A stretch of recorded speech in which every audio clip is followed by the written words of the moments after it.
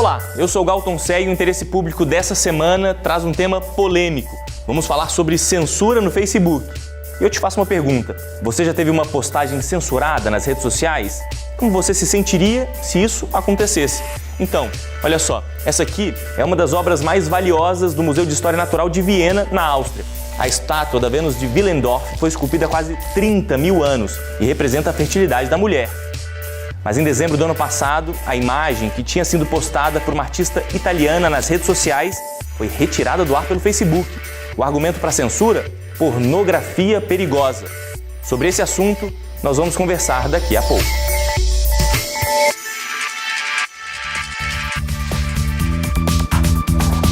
E você vai ver também, luta contra o câncer interrompida por falta de tratamento.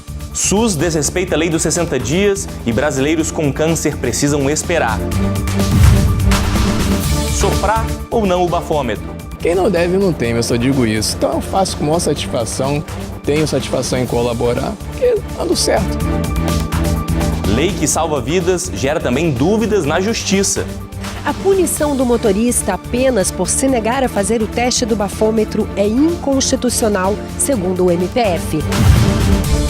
E mais, estamos abaixo da média mundial e em último lugar no continente americano, quando o assunto é a atuação feminina em cargos do executivo. Apenas 12,9% das prefeituras do Brasil são ocupadas por mulheres. E tem muito mais nesta edição do Interesse Público. Fique com a gente.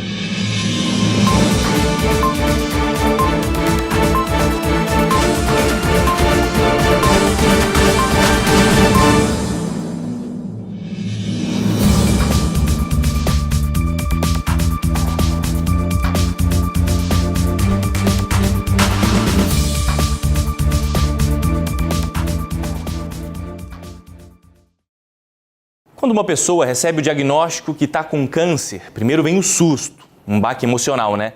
O próximo passo é buscar tratamento. Mas muitos brasileiros ficam com essa bomba relógio contando o tempo sem poder fazer nada. É que nossa saúde pública não respeita uma lei importantíssima, a de garantir que o tratamento comece em até 60 dias após a confirmação de câncer. Parece mentira, mas infelizmente não é. A reportagem é de Érica Picelli.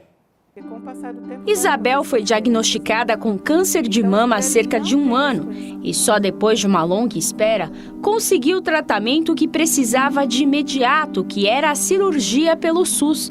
Mas devido à urgência, teve que pagar para fazer os exames pré-cirúrgicos. Ela operou no início de junho e agora a preocupação dela é com a continuidade do tratamento. Tem a biópsia, né, que eles vão fazer. Eu queria até ter feito particular também, mas não tive condições. Então eu vou esperar de 30 a 45 dias para o resultado. Então eu não sei se vou ter que fazer químio, rádio, tem que esperar esse resultado. Talvez não tenha que fazer, mas talvez tenha que fazer. Então já está atrasado novamente, né? Porque até vir isso do SUS é demorado. Começar o tratamento rápido é fundamental para a cura. A lei dos 60 dias prevê que os pacientes comecem o tratamento nesse prazo de tempo após o diagnóstico, o que muitas vezes não ocorre. Os dados dos pacientes tratados pelo SUS são concentrados no Sistema de Informação do Câncer, SISCAN, que é mantido pelo Ministério da Saúde. Mas, infelizmente, esse sistema apresenta muitas falhas, segundo a avaliação do Ministério Público Federal. Até agosto de 2016, o sistema apresentava 53 mil casos, menos de 10% dos casos previstos para ocorrer no Brasil no período de 1 ano. Para discutir a aplicação da lei e as falhas do sistema de dados, o MPF promoveu uma audiência pública que reuniu várias autoridades relacionadas ao tema. O que nós estamos buscando aqui é identificar esses problemas para encontrarmos soluções. E uma dessas formas, uma dessas ferramentas é o sistema funcionar. Porque a partir do momento que eu tenho o sistema de informação do câncer funcionando efetivamente, eu consigo traçar um perfil, eu consigo traçar um diagnóstico dos dados. E a partir desses dados é que nós que devem ser feitas as políticas públicas. Os representantes do Ministério Público reconheceram a falha no SISCAN, mas dizem que isso não influencia no início do tratamento dos pacientes. Nós temos no SUS, em média, hoje, mais de 400 mil doentes em atendimento terapêutico, né? Então, só de quimioterapia. Imaginem. Então, o que está se fazendo é uma melhoria do sistema de informática, que estava bastante incompleto, não é? Houve uma certa dificuldade de encontrar o caminho. Finalmente encontramos o caminho, que é exatamente superar aquela obrigatoriedade de o hospital ter mais trabalho para prestar a mesma informação. Além de tratar, é preciso também prevenir o câncer. Nós temos que trabalhar muito essa prevenção, principalmente nessa questão educativa da população, para que todos nós começamos a perder esse preconceito de que câncer é uma doença que leva à morte. Nem sempre leva à morte. Depende da época em que ela começar a ser tratada. Quando alguém descobre que tem câncer, o que a pessoa mais precisa é de ajuda para lutar contra essa doença e não bater com a cara na porta do hospital e ficar sem tratamento. A responsabilidade do governo. Isso que a gente acabou de ver na reportagem é um exemplo de saúde fora da lei. Bom, mudando um pouco de assunto, recusar o teste do bafômetro não significa sair ileso. A punição pode ser a mesma de quem é flagrado e tem resultado positivo. Multa de quase R$3 mil, carteira suspensa e por aí vai. A pergunta que muita gente faz é: o motorista é obrigado a produzir provas contra si? O Ministério Público se manifestou sobre o assunto. Vamos conferir. Uma coisa é inegável. Desde 2009, quando começou a fiscalizar o uso de álcool por motoristas, a Blitz da Lei Seca diminuiu significativamente o número de acidentes com vítimas nas noites do Rio de Janeiro e de outras capitais e grandes cidades do país. Segundo pesquisa recente da Escola Nacional de Seguros, estima-se que cerca de 41 mil vidas foram poupadas na última década, por causa das sanções aplicadas a quem dirige depois de beber. Eu acho muito importante, porque para não causar acidentes que tenham acontecido assim, aí matando tanta gente. Inclusive minha irmã morreu de acidente. Aqui no estado do Rio, são realizadas em média 40 operações por semana. O número de testes do bafômetro aplicado em cada uma varia, mas chega a 27 mil por mês no total. Ao ser parado na Blitz, o motorista não é obrigado a fazer o teste, mas se negar a fazê-lo, tem consequências pesadas. De acordo com o Código de Trânsito Brasileiro, recusar-se a fazer o teste do bafômetro equivale atualmente a cometer um crime de trânsito e tem as mesmas punições que sofre quem é pego em flagrante numa blitz com nível de álcool no sangue acima do permitido pela legislação. É previsto as mesmas sanções que de quem faz o teste e tem o resultado positivo, que seriam elas a multa de R$ 2.934, a suspensão da carteira de motorista por 1 ano e a retenção do veículo, até que seja apresentado um condutor habilitado. Mas está aí uma questão contraditória. A tese defendida pelo Ministério Público Federal, ao analisar um recurso especial a ser julgado pelo Superior Tribunal de Justiça, é de que a simples recusa de um condutor em verificar a dosagem de álcool no sangue não pode ser usada por si só para aplicação de multa e suspensão da carteira de motorista por supostamente dirigir embriagado. Como é que um cidadão inocente, que não ostenta sinal nenhum de embriaguez, mas simplesmente porque ele foi parado numa barreira policial que está lá, numa operação de rotina, é obrigado a provar que ele não está bêbado. Hoje, um crime desse conduzido à delegacia, efetivamente, até que ele seja finalizado, nós levamos de 6 a 7 horas para poder finalizar o processo, o que vai exatamente na contramão daquilo que a gente espera para trazer um processo mais célere e seguro.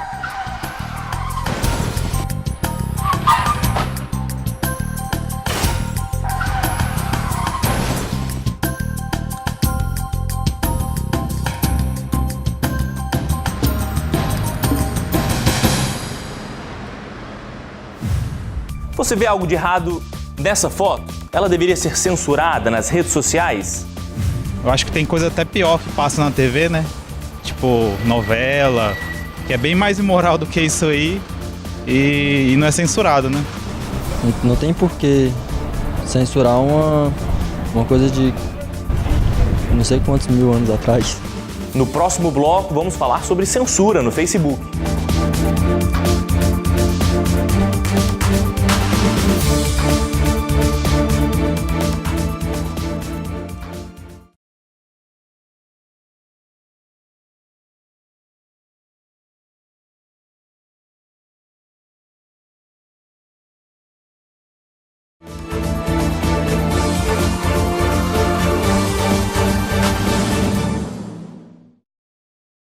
Ser censurado não é algo muito legal, né, Madalene? Não mesmo. Pois é, mas nós achamos que as redes sociais são livres para qualquer tipo de comentário, de postagens, mas não é bem assim. O Facebook, por exemplo, tira do ar muitas fotos que não seguem as regras.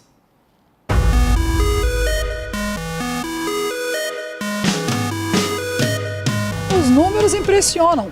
Mais de 1 bilhão de acessos por dia, 350 milhões de fotos postadas diariamente no Facebook. Mas nem tudo está de acordo com as regras. Como fiscalizar todas as imagens que vão parar nas redes sociais? O Facebook tem uma equipe só para isso. Mas será que as fotos que são consideradas fora do padrão deveriam realmente ser excluídas? Olha essa foto. Sim. Você acha indecente ou imoral? Não, nunca. Eu acho que o Facebook tem que rever seus conceitos. Sinceramente, uma arte desse modelo, desse nível, não pode de forma alguma ser censurada. Eu acho que é uma peça normal, que se encontra em qualquer lugar, em qualquer estátua que você vê por aí. Tem esse formato, um formato humano, né? Eu acho que tem que ter regras,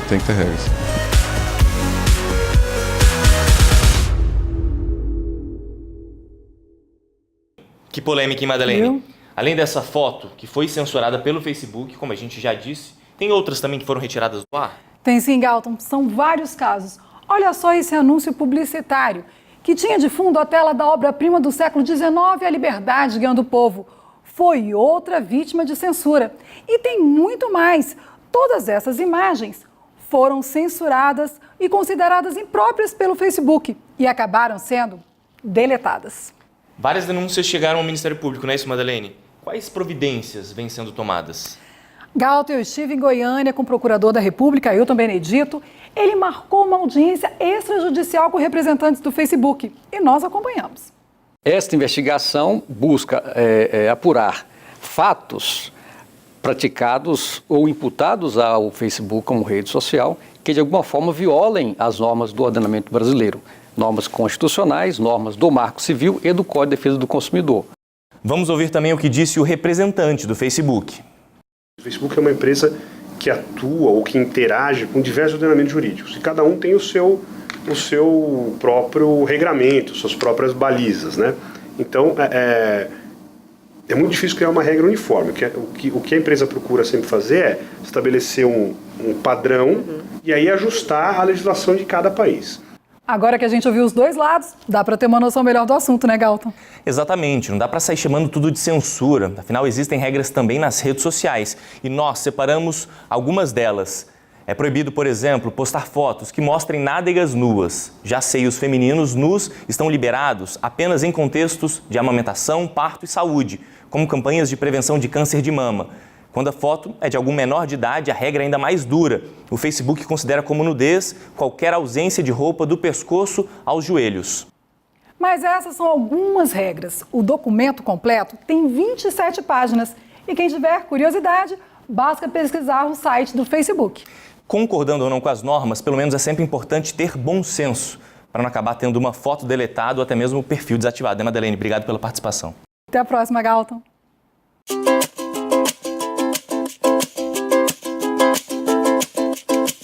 Você conhece os ingredientes que estão presentes na cerveja que você bebe? Cevada, milho. Os fabricantes de cerveja são obrigados a colocar nos rótulos todas as informações sobre os ingredientes que contém o produto, para que o consumidor conheça a composição e os riscos que essas substâncias podem causar à sua saúde. Quem descumprir esta norma está sujeito a multa diária de R$10 mil. Quer mais informações como essa? Acesse o Ministério Público Federal nas redes sociais e fique por dentro. Por que no Brasil tão poucas mulheres participam da política? O que pode ser feito para melhorar isso? É daqui a pouco, depois do intervalo.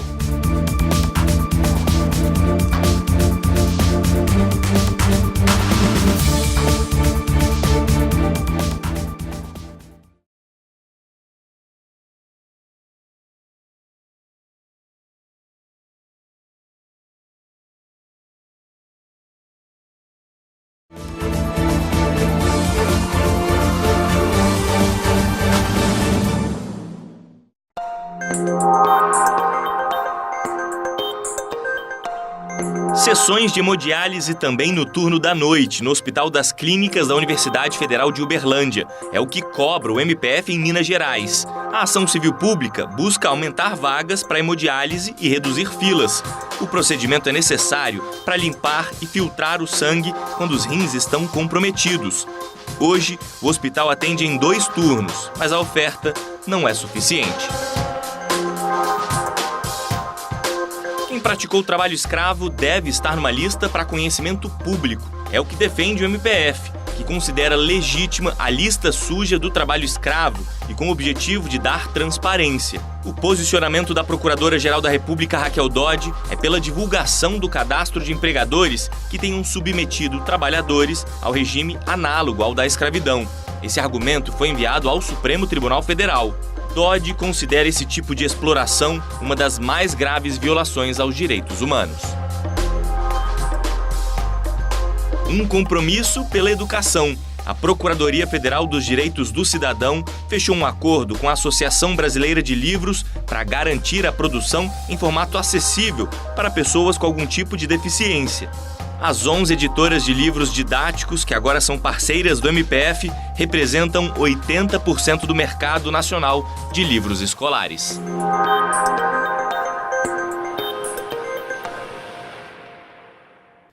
Elas são maioria da população e também dos eleitores, mas por que a participação feminina na política ainda é tão pequena?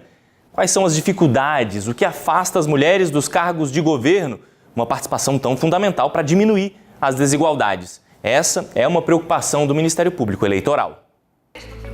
Lideranças partidárias nacionais se reuniram na cidade de São Paulo para discutirem, em parceria com o Ministério Público Eleitoral, ações de incentivo e empoderamento da mulher na política. Esse evento é muito importante porque se tratou de uma reunião envolvendo as instâncias partidárias, as mulheres que são de partidos políticos e a sociedade, para discutir essa questão do futuro da participação feminina nas instâncias partidárias. Ela é muito importante porque feita pelo Ministério Público Eleitoral, que poderá adotar as medidas cabíveis relacionadas à implementação e garantia dos direitos das mulheres na participação política. De acordo com o Supremo Tribunal Federal, a participação feminina nas eleições para deputados e vereadores deve ser de no mínimo 30%. Entretanto, mesmo sendo maioria dos eleitores em todo o país, nenhuma mulher foi eleita em 63 municípios em 2016 e para o pleito deste ano, apenas uma apresentou candidatura ao governo de São Paulo. Infelizmente, o ambiente dos partidos ainda é um ambiente inamistoso para as mulheres. Então, nós chamamos aqui as comissões de mulheres e todos os partidos, fizemos um convite para que viessem aqui à Procuradoria Regional Eleitoral, conversasse conosco, expusesse as dificuldades, expusesse os problemas.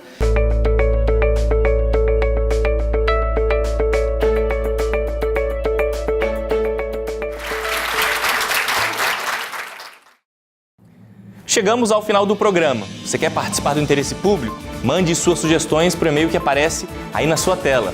Quer rever nossas reportagens? É só acessar o nosso canal no YouTube, youtube.com/tvmpf. Obrigado pela companhia e até o próximo programa.